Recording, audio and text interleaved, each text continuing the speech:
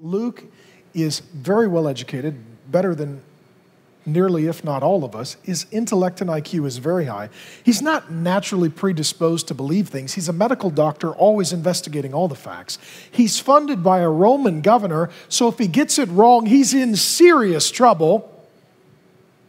And he's just looking for the truth. And if you follow the truth wherever it leads, you end up at Jesus. And he tells us how he collects his data. He says that he's not an eyewitness. So he wasn't there for Jesus' life, death, burial, resurrection. Like you. And I've heard this from some people. They say, well, yeah, but some people weren't objective like I am. Well, Luke was objective like we are. He wasn't predisposed to believe in Jesus. He converted later in life, was well educated and articulate. And he says that he gained his information about Jesus that came together as the Gospel of Luke from 3 sources. Many have undertaken to compile a narrative of the things that have been accomplished among us. So he's talking about written documents. Just as those who from the beginning were eyewitnesses, he interviews the eyewitnesses, and ministers of the word have delivered them to us. That's oral tradition. So there are 3 ways that he gathers his information. So this is massive amounts of work.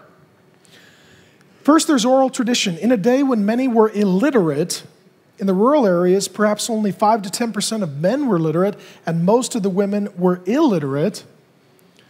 Things were passed on, carried through by oral tradition. Someone would be designated as the leader and sort of the curator of the place or the person or the facts or the data. They were the historian and the educator, and it was their job to keep the story straight.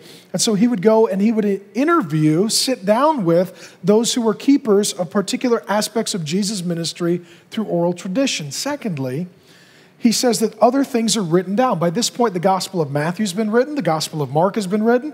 Paul has written some of the letters of the New Testament that are ascribed to him.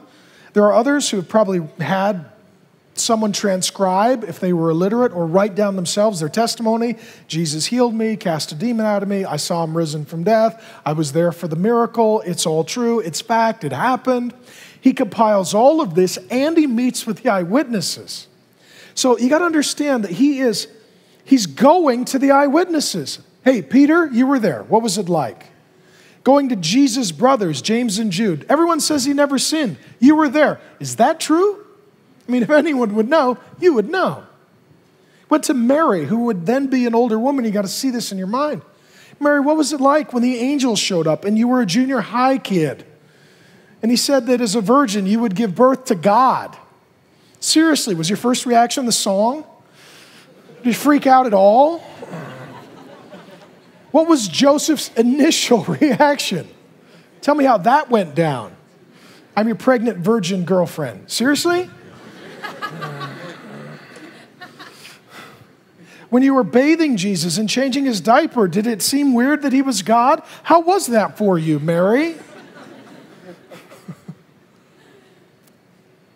Right? He hears, oh, Jesus cast a demon out of a woman? Go find that woman. Tell me your story. Can anyone corroborate it? What were you like before and after?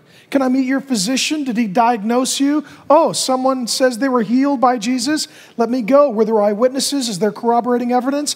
Can I meet with your doctor? Can I check your medical records? I'm a physician. I want to double check these healings that are ascribed to Jesus, see if they're fact. This is years. This is massive amounts of money.